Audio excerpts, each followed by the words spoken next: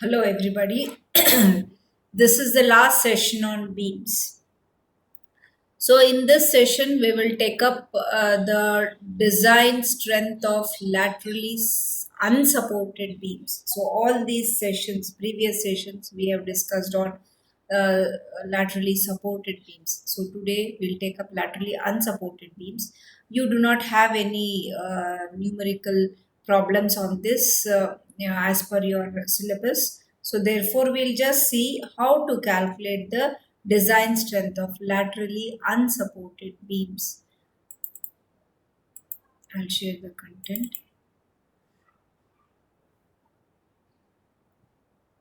So let me go to slideshow. Yeah, design strength of laterally unsupported beam. So the entire procedure is given in the code book. So you need not worry about remembering the formulas. You just have to refer the code book for the to calculate the design strength, design bending strength of laterally unsupported beam. It is given in class 8.2.2.1 IS 800 2007, and I have given a screenshot of the page also, so that comes after my lecture. So let us see this, how to calculate the design bending strength of laterally unsupported beam. Okay, MD is given by beta B ZP FBD. So what is each term, we will see. So beta B is one for compact and plastic sections. The same value we have taken even for laterally supported beam. And beta B is ZD divided by ZP, ZD divided by ZP for semi compact section. The same value we have taken even for laterally supported beam also. This is same. And ZP is the plastic section modulus of the cross section. FBD is the design bending compressive stress. Design bending compressive stress. So this is given by Fy divided by gamma m naught. This is yield stress divided by partial safety factor. It is multiplied by a reduction factor. See here, the design bending compressive stress will be less because it is unsupported. Therefore, there is a reduction factor here. This you have to note. So, xi LT is the reduction factor. The expression for xi LT is equal to 1 over phi LT plus root of phi LT square, phi LT square minus of lambda LT square, and this has a limiting value. It should be less than or equal to 1. So what is phi LT here? Phi LT is given by zero point 0.5. The entire procedure is given in the code book, so you need not remember the steps also. So you just have to refer, and you have to just learn how to do it, and you do not also have a numerical problem. So don't worry much about this. As per your syllabus, you don't have much of laterally unsupported beam, but a question may be asked how to find out the design bending stress. You can refer the code and then write the procedure. Okay. So here alpha LT is the imperfection factor for lateral torsional buckling of beams. So which is equal to 0.21 for rolled steel section and 0.49 for welded steel sections. So normally we'll be using rolled steel section, and welded steel sections are used in girders. So where available rolled steel sections are, if they are not sufficient, then we go in for welded steel sections.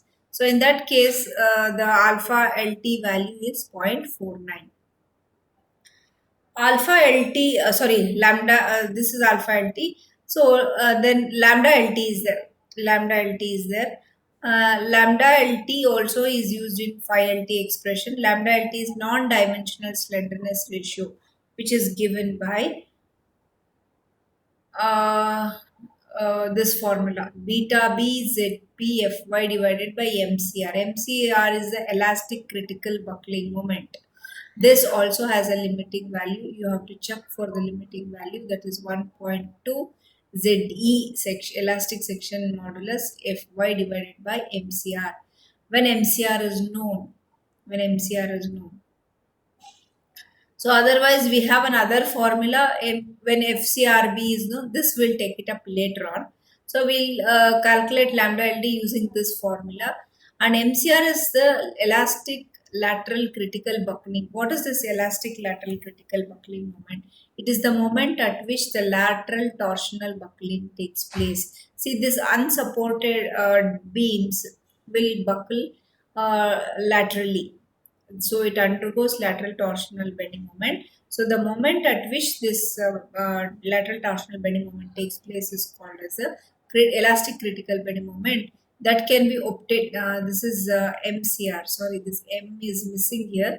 The same formula, MCR is equal to pi squared EIY divided by LLT square. This is effective length to GIT plus pi squared EIW LLT square. Each one is given with explanation. This is also MCR can also be calculated by this expression. So I'll just take a pen. So this is your MCR. This is also your MCR. You can find out using this formula or this formula also. When are we going to use this formula? When FCRB is given. This is critical stress in buckling. That we will come to it little later. So there are two methods of finding out this MD. One is one you know FBD. FBD should be known. ZP you can take for the particular section. Beta B values you know. FBD is the design bending stress is given by this expression. For this expression, you have to calculate xi LT. After calculating xi LT depends on phi LT and lambda LT. So lambda LT formula is given here. This formula you can directly use. So if you know FCRB, which I have taken it up in the next case this, it can also be done by using critical yield stress. So that will take it up later on. So MCR you calculate from this and substitute here. So what are these terms in this particular expression? We'll see it in the next slide. IT is the torsional constant for open section. It is nothing but BI cube divided by 3. Sum of moment of inertia of each element component of the I section, sigma of moment of inertia of each component, Bi cube, and Iw is a warping constant. Iy is moment of inertia about weaker axis. Weaker axis is Iy always. So LLT is the effective length of lateral torsional buckling, but G is the shear modulus. So as I told you, you can find out MCR using this formula also. If you are using this formula to find MCR, because you need MCR to find out lambda LT. They are all interconnected. So otherwise, if you want to use this formula, you should use the formula for FCRB. You have to calculate FCRB first, then MCR, then lambda LT. After calculating lambda LT, you can go back and find out after calculating lambda LT, substitute the value of alpha LT and lambda LT, get phi LT. Once you get phi LT, now you substitute here, get xi LT. Once you get xi LT, you substitute here to get FBD. Once you get FBD, you can calculate MD. So it is a reverse process.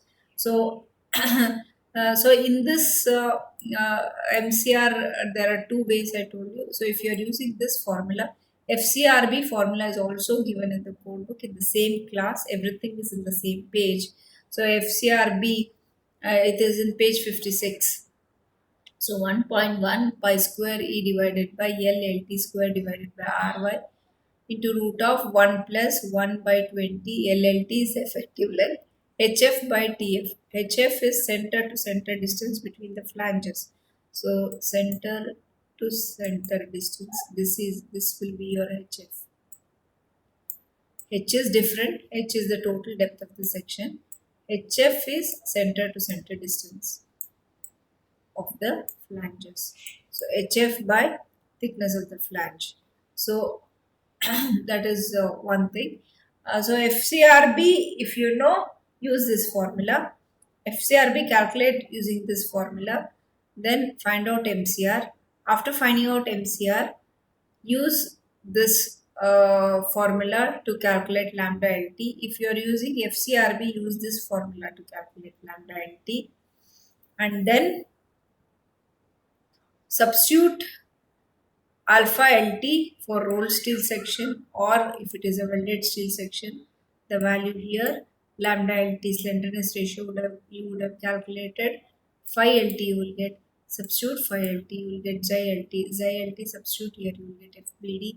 Once you get FBD, you can calculate MT. Then also for different values of KL by RY and HF by H, values of FCRB is directly given in the table 14. So you need not even have to calculate using this formula.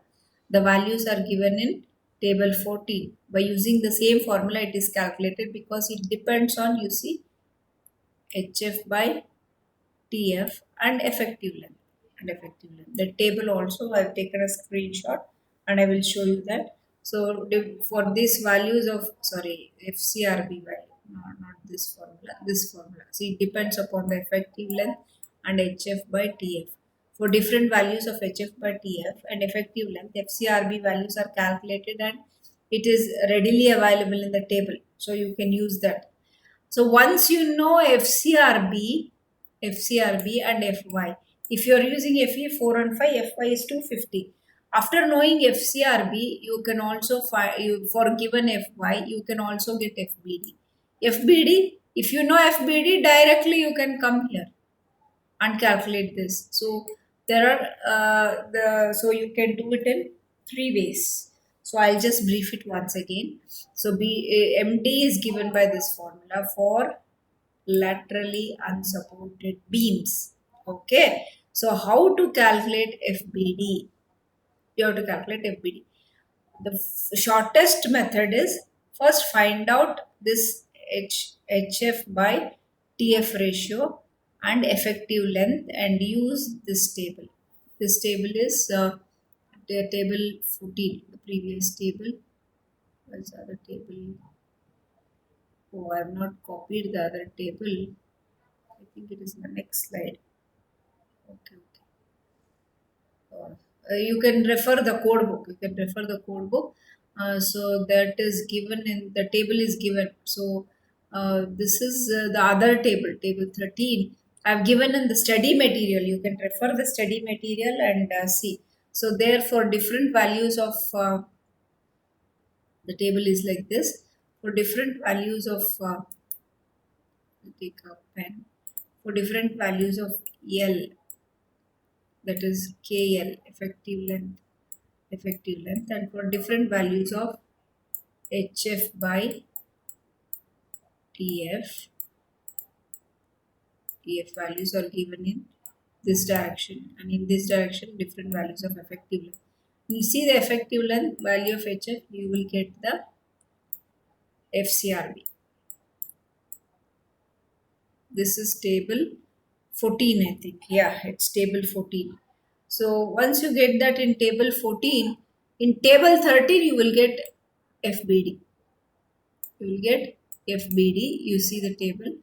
For alpha LTS 0.21, you will get FBD for different values of FY. So you have to refer this column 250. For different, say for example, for a value of 800 F FCRB, you will get the value of FBD as 206.8. So use this directly here in the first equation.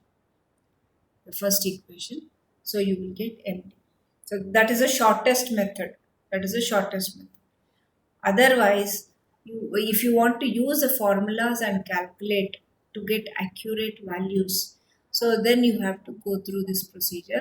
So FBD is given by this expression. So to calculate FBD, first you have to calculate xi LT, and before calculating xi LT, you have to calculate phi LT because the value is needed here, and you also have to calculate lambda LT. Lambda LT depends upon MCR.